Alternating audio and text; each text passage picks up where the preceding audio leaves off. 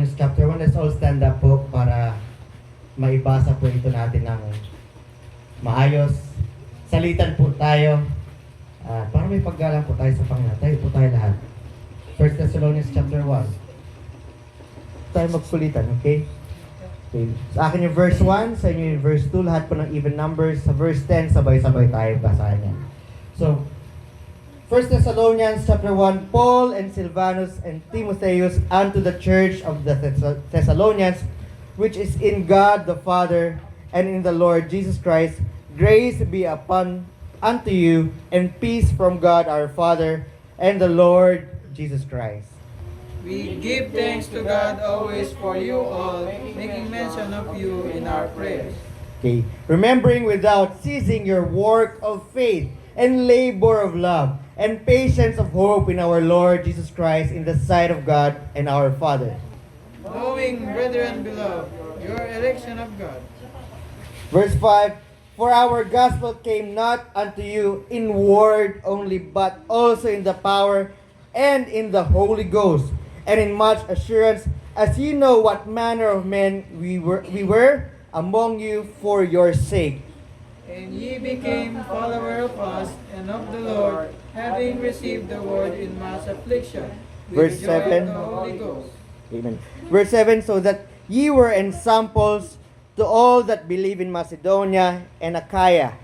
For from you sounded out of the word of the Lord, not only in Macedonia and Achaia, but also in every place your faith to God is spread abroad, so that we need not to speak anything. Verse 9, for they themselves shew of us what manner of entering we had unto you, and how ye turned to God from idols to serve the living and true God. Verse 10, sabay-sabay tayo. And to wait for His Son from heaven, whom He raised from the dead, even Jesus which delivered us from the wrath to come. Let's pray. Pasok ka dito, Pao. Pao, nasa worship tayo, huwag kang malikot. Okay? Masanay tayo kahit bata. So let's pray. Yuko po tayo lahat. Let's pray. Panginoon, we pray sa itong oras po na ito talagang makapagkinig kami na maigi mula sa inyong salita. Panginoon, naway hindi po ako mapansin pagkat po lahat ng lakas at talino na mga gandang salita na ayon sa inyong Biblia ay galing po sa inyo at ako ay tagapagsalita lamang. Naway Lord, taimtim namin itong intindihin, taimtim at buong puso rin namin itong isagawa sa aming buhay. At Lord, naway ito ay maging inspirasyon sa marami katulad po ng mga ginawa ng Thessalonica. At Lord, patawarin niyo kami sa mga kasalanan po namin at naway hindi na po kami gagawa ng mga bagay na ito. At Lord, tanggalin niyo po yung pagkakulit ng bawat isa kahit yung mga bata. Tanggalin niyo rin po yung sakit na nagbabagabag po sa amin para makinig ng maigi. And we pray all this, Lord, in Jesus' name. Amen. Upo po tayo lahat. Upo po tayo. As I open po yung ating outline. Yung outline po dito. Okay. Ang title po ng ating message ngayon is God's Initiative. A godly initiative, not God's initiative. Godly initiative. Okay, godly initiative po. Yung first point po natin, okay, ano ba yung initiative? Bago sasabihin yung first point. Yung initiative po, ibig sabihin may kusa po. Okay? May kusa yung tao, kaya sinasabing initiative. Tayo po kaya may kusa. Ang hirap po ng isang tao pag walang kusa. Nakakainis pag walang kusa po yung isang tao. Pag may kasama ka sa bahay na walang kusa at kailangan mo pang pagsabihin, sabi mo, ang tamad naman ng taong ito. Hindi magkusa maglinis. Hindi magkusa. Hindi, pag nakikitang busy na yung lahat at walang kusa na tumulong sa bahay, nakakainis.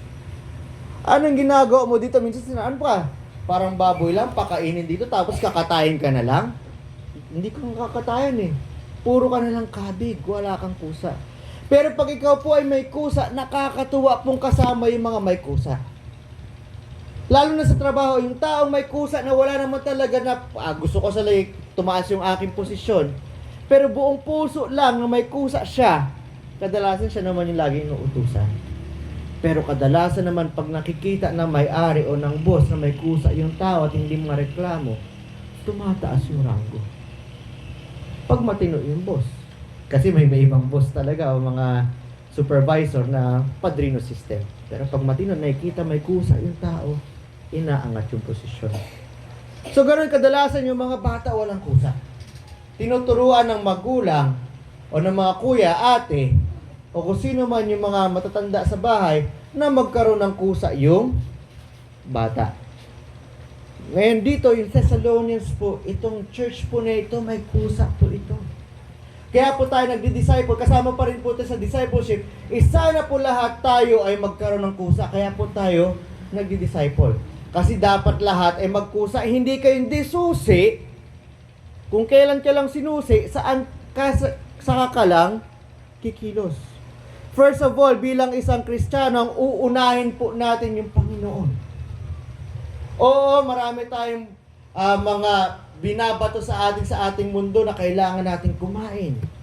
Kailangan natin maghatid ng pagkain sa ating lamesa. Kailangan natin magbayad ng bills, which is extra na lang sa totoo lang, kahit sa totoo lang. Pero na lang kapag ang inyong trabaho ay kailangan ng kuryente, katulad sa karamihan sa inyo is nagwe-welding. Kailangan yung bayaran yung bills sa mga kuryente. O kaya may computer kayo sa bahay, kailangan bayaran yung bills. Kasama na yan sa needs. Pero pag hindi naman kayo nagko-computer o naman, siguro hindi kailangan kuryente. Tubig. Minsan dahil dito, kailangan ng tubig. Pag walang tubig, kailangan magpahukay. Pag hindi maganda yung hukay kasi talaga, usually dapat 100 feet yung hukay na deep well para maging safe inumin. At pag wala po kayong ganun, na 100 feet, sigurado masasakit ng sasakit ang inyong tiyan. At aside from that 100 feet, dapat na ipalabas na yung mga paunang tubig doon. Para okay na okay. At minsan pinapakuluan pa yung tubig doon. Pero minsan, kailangan nyo nang bumili ng tubig. So, mga needs yan. Papasok sa eskwelahan, malapit na naman yung eskwelahan, namumroblema na naman yung mga magulang. Diba? Pero minsan, tayo nakafocus na lang doon. Hindi na tayo nakafocus sa ating Panginoon. Ang ganda ng nabasa natin kahapon tungkol kay Asa. Si King Asa, nung nagsimula siya, he was very great. Talagang ginawa niya, talagang tinanggal niya lahat ng Diyos-Diyosan doon sa buong Judea. At dahil doon, pinagpala siya ng Panginoon. Ngayon, nagkaroon din, may gera po yung Northern Kingdom, ang Samaria at ang Judah. Ang tauhan ng Judah na malalakas na magigiting na sundalo ay 400,000. Ang magigiting ng Samaria o Northern Israel ay 800,000. At nung sila po ay nagharap-harap na, hindi nila alam na yung hari po ng Samaria sa Jeroboam, yung ibang tauhan niya pinalagay sa likod ang hindi alam ng Judea. At nung nasa likod na po ng Judea, nakita nila, wow, napaligiran kami. Anong ginawa ni Haring Asa? Siya po ay nagdasal sa Panginoon at umasa sa Panginoon. At pinakita ng Panginoon ang kanyang kapangyarihan. Natalo ang Samaria. Kasi sa Samaria, hindi sila makadiyos sa mga panahon na yan. At napatay si Jeroboam. Haring masama ng Samaria. Dumating na naman yung Ethiopian, malalakas, meron silang chariot. Kumbaga, kaya yung chariot ngayon, para mga tangke yan, katumbas ng tangke. Sila wala. Kakatapos na ng gera nila. Harap na naman sila. Dehado na naman ang Israel. Nag-pray si Asa agad. Sa Diyos niya na naman inasa sa lahat. At pinagbigyan siya ng Diyos. Dahil siya ay tapat sa Diyos. Sakdal, ibig din sakdal. Talagang tapat yung kanyang pananampalataya. Natalo. Pero nung tumagal, 30 mahigit taon ng kanyang panunungkulan, 35 kung di ako nagkakamali, walang gera. Dahil siya'y sumusunod sa Panginoon ng tapat sa kanyang puso. Dumating na naman, may problema na naman ang Samaria po ay gusto na naman silang kalabanin. Kasi nangyari nun, pati yung mga taga Samaria ay pumupunta sa templo doon sa Jerusalem para gawin yung yearly nilang kailangan ng pagdarasal sa templo. Pero hinarangan po ng hari ng Samaria ulit. Isipin mo, magkakapatid kayo, magkakalahi kayo, Israelita kayo, lahat haharangin mo, ayaw nyo mag-worship doon. Ang gawa ni Asa, imbis na umasa sa Panginoon, nakalimutan niya. Siya po ay umasa doon sa hari ng Syria.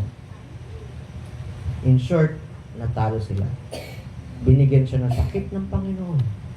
After 3 years, namatay si Asa. So tayo ganun. Wala tayong initiative na unahin yung Panginoon. Wala tayong initiative na gagawin natin una para sa Panginoon, yung mga bagay para sa Panginoon. Kaya tayo nagdi-discipleship kasama sa discipleship program, yung pagbasa ninyo ng Bible, yung devotions, at pinipilit ko kayo magkaroon ng memory verse. Mag-memory verse kayo kahit isang verse isang araw.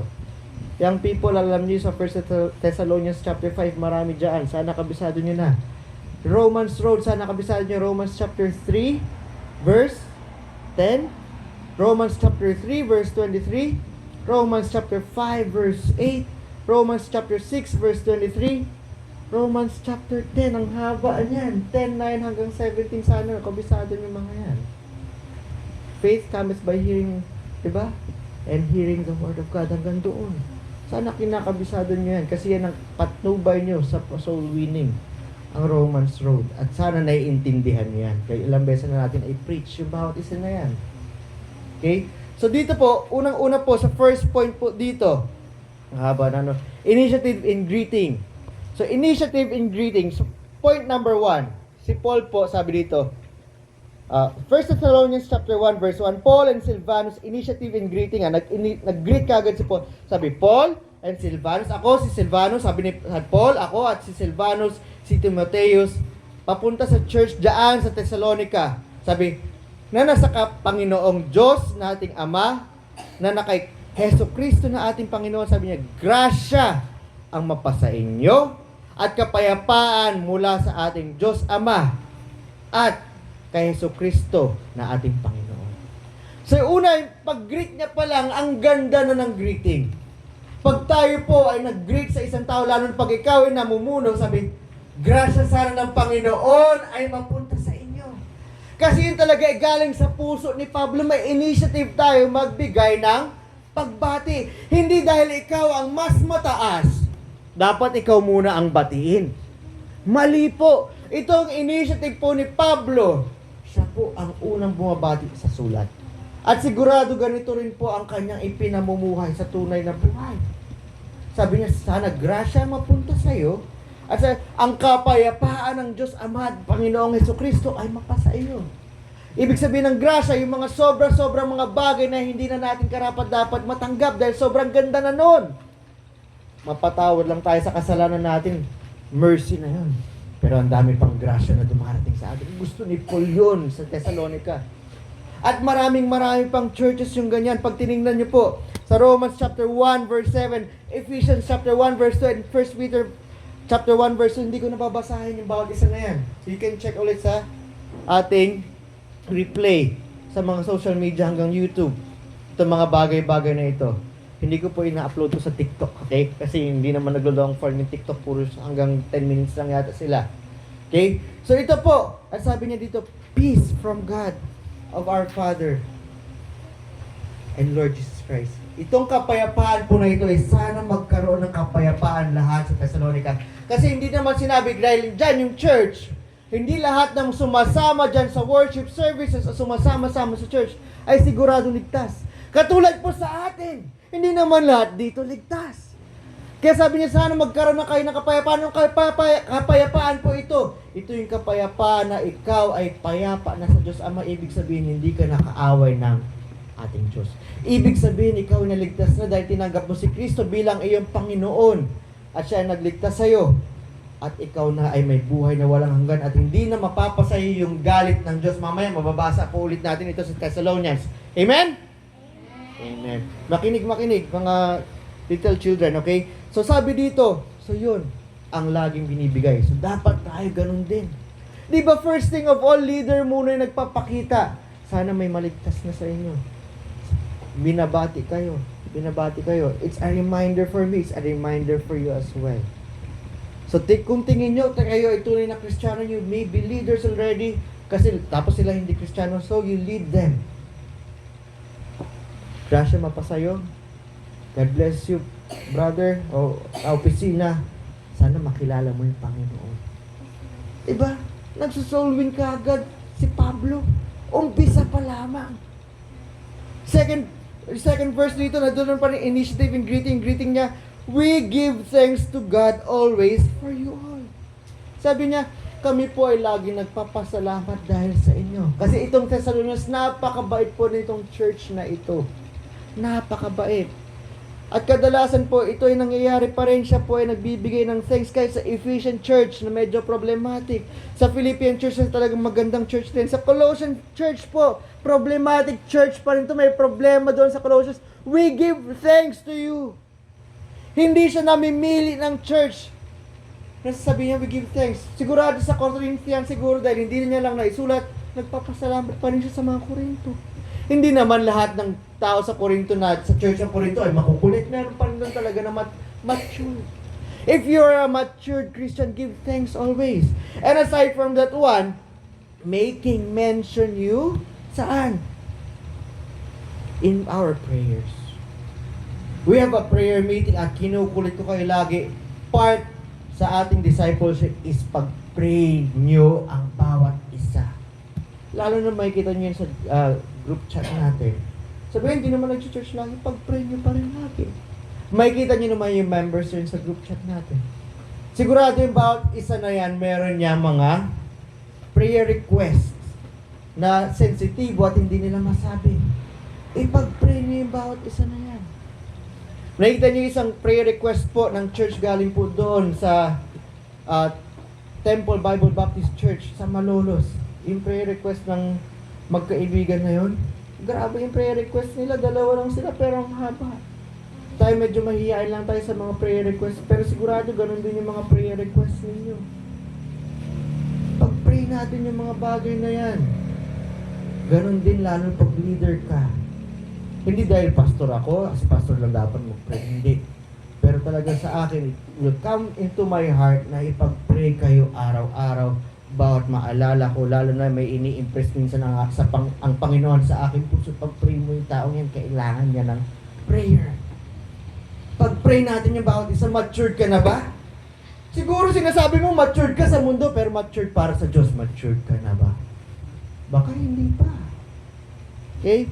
And dito rin sa initiative and greetings, well, greetings, sinasabi niya, remembering without ceasing your work of faith. Binibigyan niya po ng kasiyahan, pinaparangal niya po, inaalala niya, binibigyan niya na, oy, ang dami niyong ginagawa na mabuti para sa pananampalataya. And labor of love, ang inyong pagmamahal. Kaya niyo ginagawa ito dahil mahal ninyo unang lahat, sino? Ang Panginoon. And patience of hope in our Lord Jesus Christ. Isipin niyo yun, yung pananampalataya at haba ng pasensya dahil sa Panginoong Hesus Kristo. Pinapasalamatan ba natin yung bawat isa? Hindi, karapat-dapat niya lang gawin yan eh. Gawain niya yan. Hindi po. We give thanks to each other. After giving thanks to God, we give thanks to each other. A real Christian will give thanks kahit kaawa niya yung salamat. Tinulungan mo ko. Hindi, kahit di niya, bakit? Tinatulungan mo ako sa ganitong bagay. Salamat. Diba? Magugulat yun. Oh, galit ako dyan. Ba't nagpapasalamat sa akin yun? Natulungan mo raw siya sa bagay na ito. Salamat. Diba? May kita na Kristiyano ka talaga. Matured ka talaga. Sabi ito, in the sight of God and our Father. Okay? So yung mga greetings na yan, hindi ko po masyadong papahabain itong preaching, pero ganun. Okay? We give thanks. Ito ba? We give grace. Binibigyan natin sila ng mga prayers and everything. Yung mga pagbati na yan, importante po yan. Hindi ko na po ulitin. Batiin nyo yung bawat isa. Pag may bago po dito sa church dumarating, batiin nyo, hindi tayo snub. Ba't sa church dito yan? Uy! Di ba, ano yun? Yun yung sugurol yun doon, di ba? Uy! Di ba, ano yun? Atik yan? Hindi. Greet them. Baka dinala sila dito ng Panginoon para makapakinig during our worship service. Para makakilala sila sa Panginoon. If you are friendly, dapat show yourself friendly na sa Proverbs po yan. Okay? And point number 2, sa verses 4, 5, and 6 po yan. Point number 2 is, initiative of God's salvation. See, ang Diyos po ang nagbigay ng initiative. Ito, binigay ng Diyos sa kanila. Knowing, sabi dito, knowing, brethren, beloved, your election of God. Ibig sabihin po na election, sila po ay pinili ng Diyos na maligtas. Bawat ligtas po dito ay pinili ng Diyos. Ay, pastor, Calvinist ka. So, ba't sabihin na Calvinist? Ang daming election na salita po dito sa Biblia, and it agrees with one another. Ibig sabihin, doktrina po itong election at hindi ito Calvinism. We are basing ourselves in the Bible. Pero paano ka pipiliin ng Diyos pag alam mo sa iyong puso, ayaw mo siyang tanggapin? Ine-elect niya yung mga maliligtas dahil sa John 3:16, whosoever believeth in Him should not perish but have everlasting life. Pag mula sa iyong puso tinanggap mo talaga si Kristo, hindi mo nilabanan yung banal na Espiritu, ikaw ay maliligtas. So basahin lang po muna natin to bago natin ibigay yung parallel verses. Sa verse 4 sabi, ikaw ay pinili ng Diyos. Kayo mga ligtas, pinili kayo ng Diyos. Ito yung initiative ni God sa pagligtas sa atin. Ano ba yung ginawa ng Diyos para iligtas tayo? Bumaba yung kanyang anak, na si Jesucristo, nagkatawang tao, ang saya-saya ng buhay doon sa langit, walang problema, pero magkakatawang tao dito, magugutom, mapapagod, pera pa dyan, maalipusta, tutuksuhin ng laman niya, tutuksuhin ng demonyo sa lahat ng mga bagay. Pero hindi siya dapat magkakasala para siya yung tanging alay para sa atin na makasalanan. Dahil ang tanging makakapagpukaw o makakapagtubos sa mga kasalanan ng tao, makasalanan ay isang taong nabuhay na walang kasalanan. Namatay siya para sa kasalanan ng lahat, inilibigyan ng buhay na magbuli. Pero whosoever pa rin. Okay? Mama, hindi yan works. Sabi dito sa 4-hour gospel, ay magandang balita came not unto you in word only. Sabi, yung magandang balita, ano yung magandang balita? Na si Kristo ay namatay, nilibing, nabuhay para sa kasalanan ng mga tao. Kung sino man tumanggap sa Kanya ay magkakaroon ng buhay na walang hanggan. Yun yung magandang balita. Hindi lang galing sa salita. Saan po? But also in the power of the Holy Ghost. Galing ito sa kapangyarihan ng banal na Espiritu. Kaya po tayo nakakapag-soul win, kaya po tayo nakakapagsabi ng magandang o ng Ebanghelyo, hindi dahil sa ating talino, hindi dahil sa ating lakas ng loob, kundi dahil sa banal na Espiritu lamang. Kaya hindi ko mapagmamayabang sa inyo na prutas ko kayo. Prutas kayo ng Diyos. At ginamit lang ako ng Diyos. Salamat sa Diyos at ginamit ako. Napakalaking pribilehiyo na maipamahagi ko yung salita ng Diyos, yung magandang balita sa inyo. Pero gayon pa man, it should never, o kahit kailan, hindi nyo sabihin na, hindi naman kasi sinabi sa akin ng Diyos. Sinabi ng Diyos yan. At ilang beses natin, ilang linggo natin, ilang preaching po natin yung tungkol sa soul winning. Kailangan natin yan. Galing sa banal na Espiritu yung lakas na ito. Mamaya, parallel verse sabi dito, but also in the power of the Holy Ghost and in much assurance, sabi, may kasiguraduhan ito, as you know what manner of men we were among you for your sake. Sabi niya, may kasiguraduhan ito dahil alam nyo kung anong klase mga tao kami para sa inyong kapakanan. Sila Pablo ay hindi dyan para sa kapakanan ng mga yan, para sila'y manghingi ng pera. Si Pablo po ay laging natuturete o parang nagmamadali lagi para ibigay magandang balita. Dahil gusto niya maligtas sana lahat ng tao dahil ito'y ugali ng Diyos. Kaya nagmamadali siya lagi. Punta rito, punta doon, punta doon. Hoy, saan ka pupunta, Pablo? Doon! Saan na naman? Doon! Bakit? Kasi kailangan ko ipalaganap yung magandang balita kasi maganda yan. Mapupunta sa langit pag sila tumanggap kay Kristo ng tunay mula sa kanilang puso na si Jesucristo ang kanilang Panginoon. At pinapamuhay din po ni Pablo yun, kaya may assurance sila na totoo ito. At sabi dito, and you became followers of us, at kayo naging masunurin, o naging tagasunod sa amin, and of the Lord. Naging tagasunod sila kay Pablo kasi dahil sa Panginoon. Okay? Kapag hindi kasama yung Panginoon dyan, hindi sila susunod kay Pablo. Kasi si Pablo po ay lagi nagpapakababa at sinasabi niya yung Panginoon yung dahilan ng lahat. Hindi ako yung dahilan, sabi ni Pablo, dahil magaling ako magsulat. Hindi. Yung Panginoon. Having received the word in much affliction, sabi, tinanggap niyo yung salita ng Diyos. Kahit ang hirap tanggapin dahil ang daming mga sagabal. Pag ikaw ay tinanggap mo yung salita ng Diyos, ikaw ay tumanggap kay Kristo bilang Panginoon, ang daming sagabal, pwede kang mamatay. Pero tinanggap mo na ikaw ay kailangan maligtas dahil makasalanan ka at alam mo kailangan mo sa Yesu Kristo para ikaw ay maligtas. Hindi mo kailangan ng sumali sa relihiyon, etc., etc., pero tanggapin si Kristo bilang Panginoon mo mismo. Magiging masunurin ka talaga sa salita niya. Kasi niya ang kanyang command. Paano? With the joy of the Holy Ghost. Laging kasama ang banal na Espiritu. So ito yung mga konting parallel verses, hindi ko na kinuha lahat.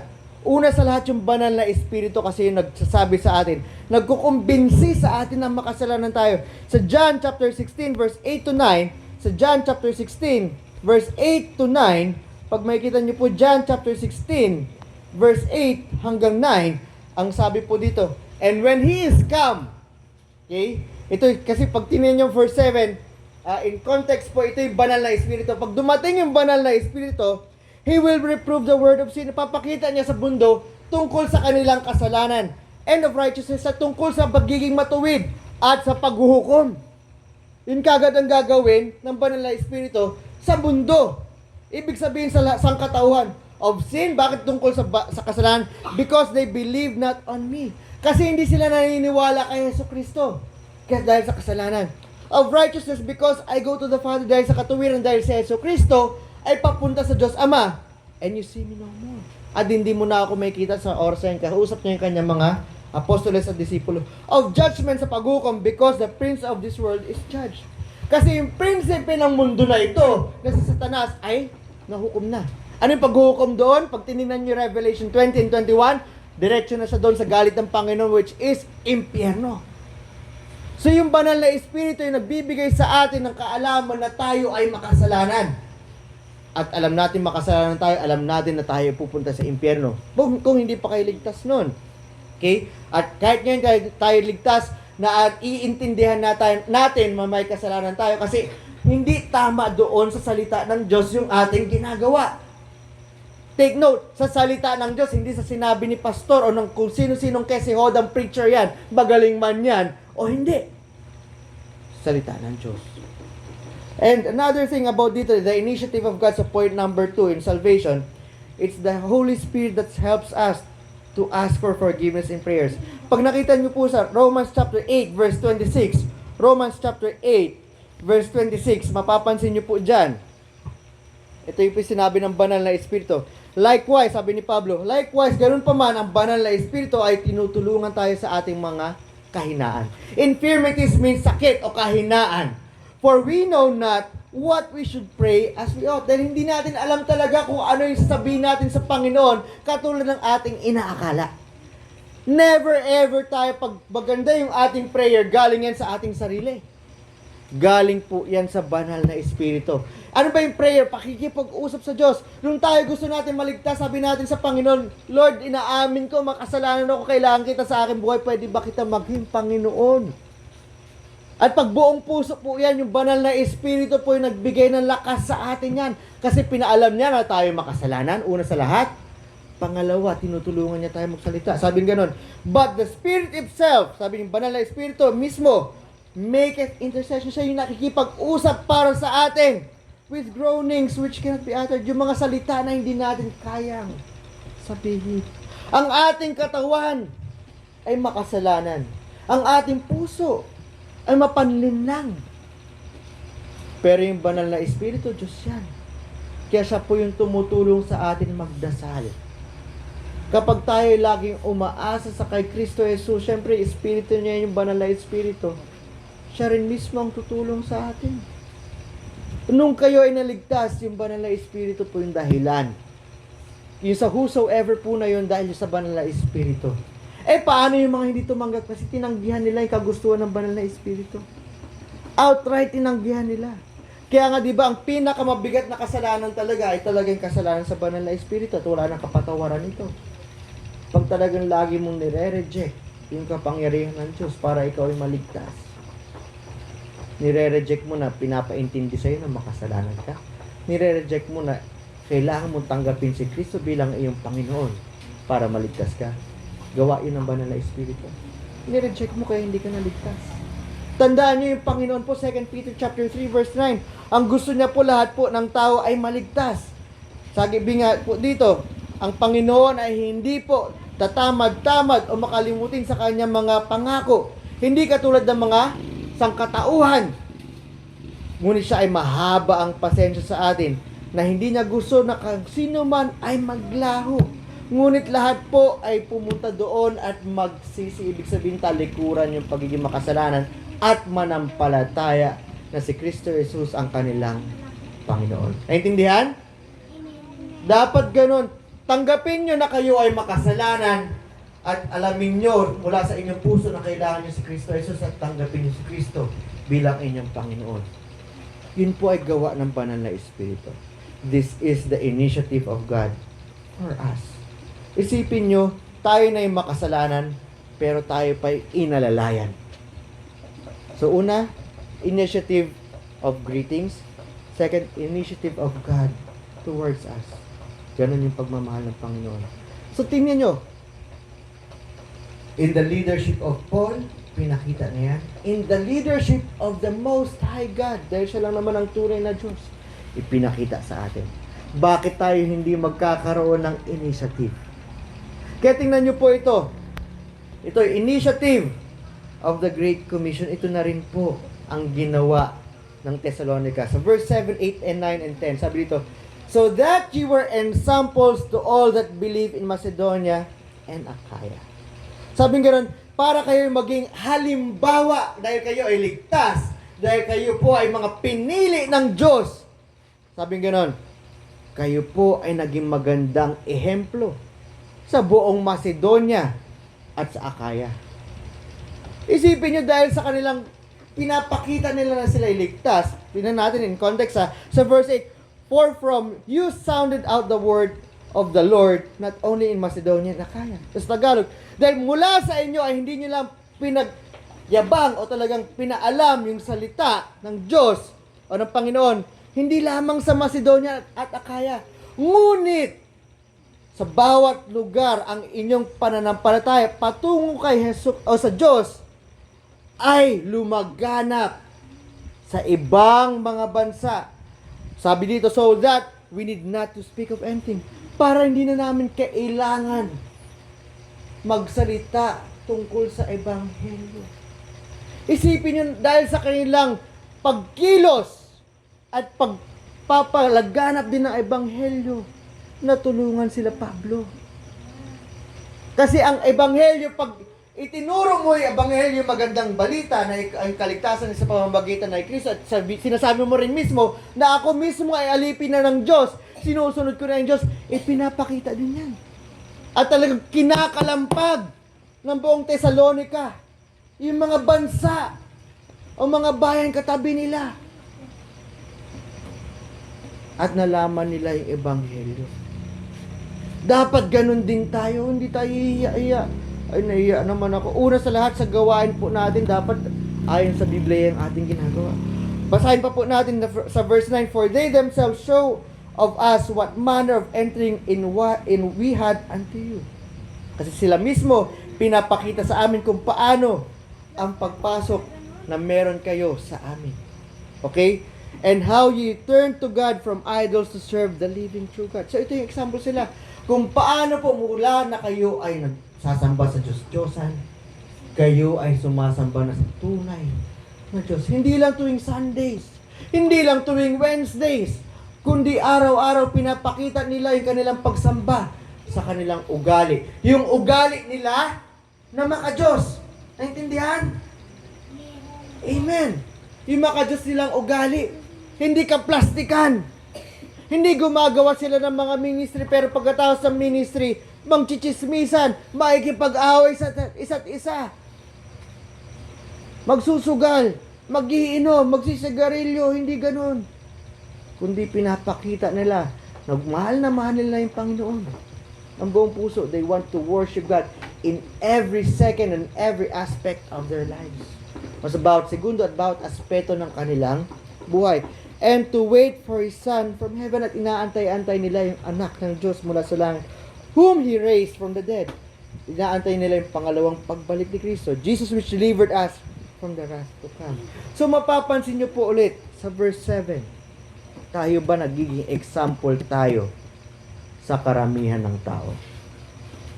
Nagiging example ba tayo? Kasi dito una, example. Yung pamumuhay ba natin, kaya tayo nagdi-discipleship program.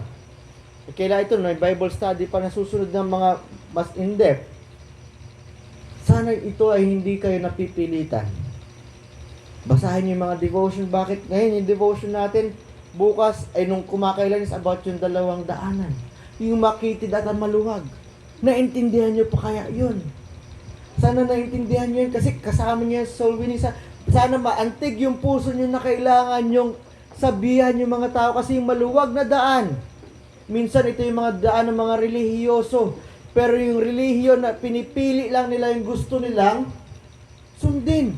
Kasi may mga relihiyon na gano'n ko, ano yung gusto nila sundin sa Bible, yun lang. Hindi nila sinusunod yung buong nakasulat sa Bible. Meron nga ibang relihiyon, sabi nila kami lang pupunta sa langit, pero hindi sila naniniwala na si Jesucristo ay Panginoon at ay Diyos.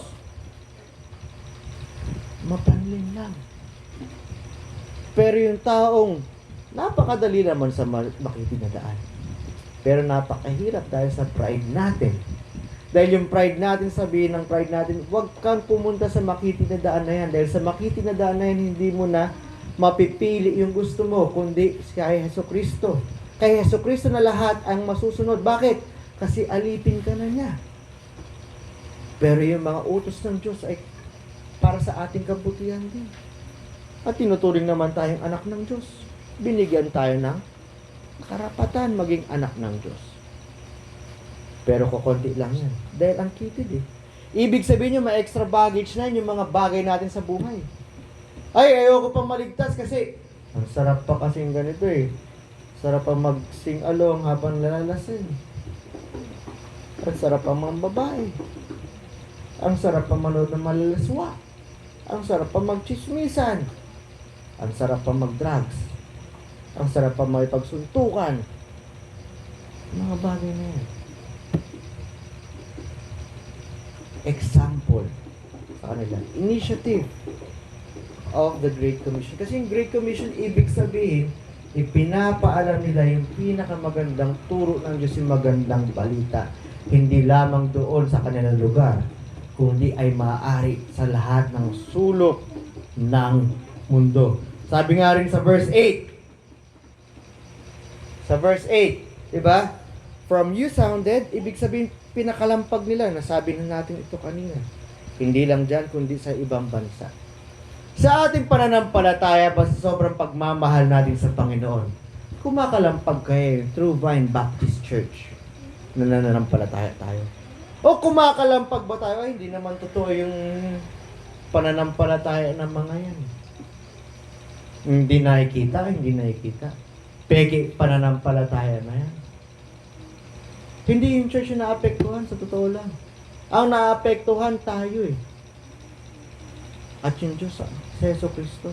Mahal niyo ba si Kristo at gusto niyo mapahiya si Jesucristo? Mahal ko ba si Jesucristo at gusto ba mapahiya si Jesucristo? Hindi dapat. Pag mahal natin yung Panginoon, ayaw natin mapahiya siya. Kaya sa sobrang pagmamahal ng Thessalonica, kumakalampag yung kanilang ginagawa, yung pagiging tunay na banal sila para sa Diyos, hindi pakitang tao. Sa sobrang pagmamahal sa Diyos, ito po ay nagliliwanag sila na hindi nila sinasadya. Kasi pag ikaw talaga inaalam mo yung kagustuhan ng Diyos dahil mahal mo siya, at pinapractice mo na yung katawan mo at hindi na gawin yung mga masasamang bagay. Kahit magawa mo, Lord, sorry po, tas talagang aasa ka sa banal na Espiritu, magiging mapagmatsyag ka sa iyong kilos. Tama ba ito sa Panginoon? Sasabihin mo, sorry, ay mali. At dahil sobrang mahal mo yung Panginoon, minsan umiiyak ka na, Lord, nagawa ko na naman tong kasalanan na ito. Nakakahiya, tulungan mo ako, Panginoon. Umiiyak ba kayo dahil sa kasalanan nyo pagkatapos ng araw? O pagkatapos nyo nagawa? O tuwang-tuwa pa kayo, tinatago-tago nyo lang sa Panginoon at ayaw nyo humingi ng tawad? Yung mga Thessalonica, sigurado, ginagawa nila, humihingi sila ng tawad agad sa Panginoon. At sinusubukan nila talaga na gawin ang kagusto ng Panginoon na laging umaasa sa lakas ng Diyos. Kaya kumakalampag sila. Tayo kaya kumakalampag tayo? Mukhang hindi, kasi hindi tayo nadagdagan dito eh. Hindi siguro natin masabi yung salita ng Diyos. Dapat kilos at galaw at salita nagmamatch sa salita ng Diyos.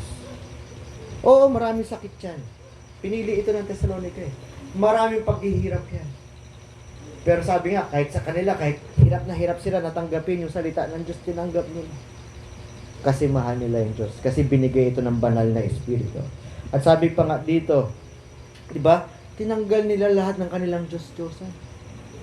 Oo, tayo, wala na tayong sinasamba na Diyos-Diyosan na physical.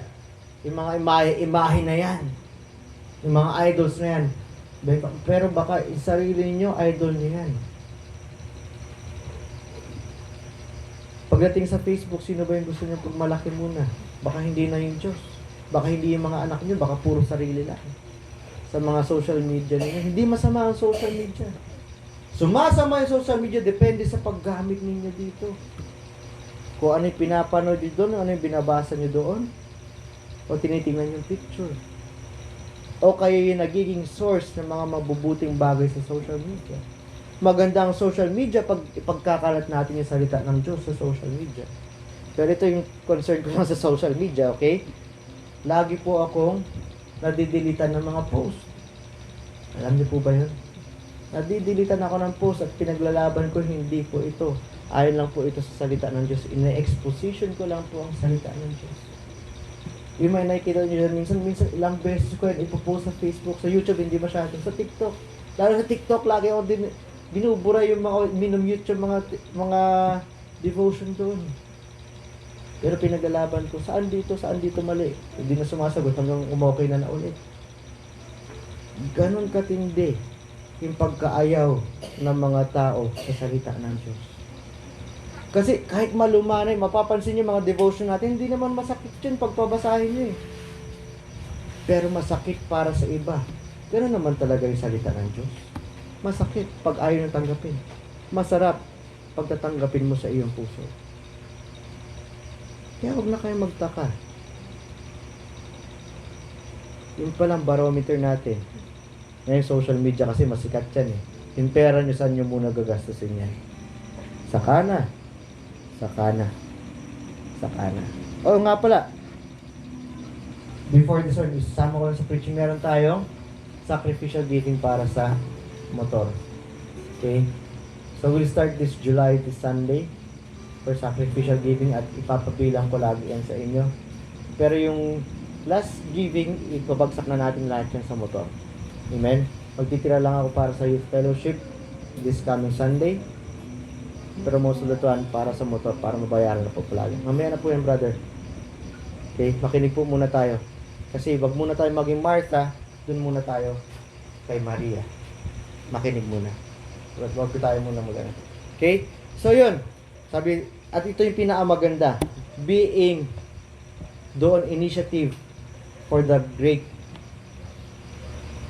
ano ba yan? Great Commission is to wait for His Son from heaven.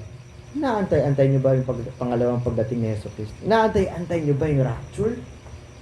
Ako excited ako for the rapture. Pag tumunog, yung trompeta ng Panginoon, protototototot! Huy! Nasa langit ako, nandito ako sa mga ulap. Lord, kailan yung rapture? Ang hirap na ng buhay ko dito sa mundo. Excited pa kayo? Nakakatawa kasi puro tutot siguro. Maganda yung tunog nun, no? Trompeta. Di ba? Kasi puro tutot parang ano eh. Ano ba yan? Mga tunog pa papapin. Pap. Papa. Hindi naman siguro ganyan. Pero inaantay-antay natin yung trompeta ng Diyos pag tinignan niyo sa 1 Thessalonians chapter 4 or 5. Malalakas na kulog po yun. Napakaganda sa mga tunay na nananampalataya sa kay Kristo. Kasi ito yung hudyat. Nandun tayo sa langit. Naabangan niyo ba yan? Sana maging excited kayo dyan. Kasi matatapos yung paghihirap natin sa mundo at makakasama na tayo ng Panginoon natin at puro saya na doon. Baka hindi kayo excited doon. Kaya hindi kayo nagmamadali para ipagkalat yung salita ng Diyos.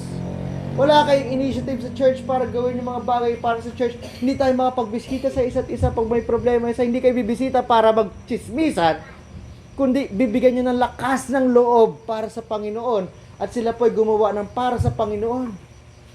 Hindi manira. Pag may sakit, binibisita ba natin? O si pastor lang? Hindi ko kayang bisitahin kayo lahat.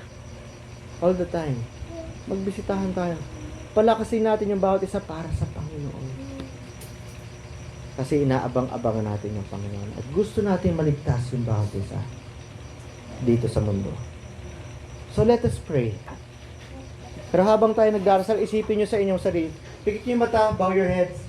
Pikit nyo yung mata. Ako ba, may initiative pa ako? Para batiin yung bawat isa. Mga mahal ko man yan sa buhay o hindi. Mga galit sa akin yan na lagi ko sinisiraan. Kinigreet ko ba sila pag nakita ko sila? Para ipakita ko na anak ako ng Diyos. Ganon din ba katulad ng Diyos na ako na hindi hamak na karapat-dapat ay pinagkakalat ko rin ang salita ng Diyos yung magandang balita dahil ako po ay binigyan ng komisyon ng Panginoon na gawin ito. Natulad din ng taga-Thessalonica na isinasagawa ng buong puso ang aking mga bagay para sa Diyos lamang. Pag nagkulang po kayo doon, pagdasal ni Lord, gusto ko po ng mga bagay na ito. Gusto ko rin po ka-initiative yun ang kailangan sa church, yung kailangan ng kapatiran namin, magtulungan kami. Kailangan dito sa barangay po namin para makalampag po yung katabing barangay na kami po ay tunay na nananampalataya sa inyo dahil nakikita po yung liwanag sa amin na i-reflect namin yung liwanag mula sa inyo. Pag hindi pa, let's pray. Ako, alam ko, kulang na kulang. So let's pray for that na lumakas yung pananampalataya natin. Pag hindi ka paligtas, pag hindi mo sabihin mula sa iyong puso, Lord, naintindihan ko makasalanan ako at pupunta ko ng impyerno kaya gusto ko itang tanggapin bilang Panginoon. Alipin mo na ako, Panginoon. Huwag lang ako pumunta ng impyerno. Buong pagmamahal kitang tatanggapin. Sana ganun po ang inyong puso. Let's pray. Lord, kami po ay nagpapasalamat ng buong puso sa inyo sa preaching po na ito, initiative. At katulad po ng church sa Thessalonica na napakagaling, Panginoon. Sana gayahin po namin sila, nakakalampagin namin yung mga bayan-bayan dito na kami ay nananampalataya at sila po ay mahawa sa amin. Na sila po ay talagang makakilala kay Kristo Jesus at manampalataya at magsamba rin po sa inyo. Hindi lang Sunday, kundi bawat oras. Mula Sunday hanggang Saturday, mula alas 12 ng gabi hanggang 11:59 ng gabi. Maraming salamat, Panginoon, sa paggamit po sa akin sa oras ito. Itong malaking pribileyo na way, Panginoon, hindi po ako mapansin kundi kayo. Maraming po salamat, Panginoon, at patawarin niyo kami sa kasalanan namin dahil ang dami ng pagkukulang para sa inyo. Thank you, Lord, at naway palakasin niyo ulit yung pananampalataya ng bawat isa. And we pray all this, Lord, in Jesus' name. Amen.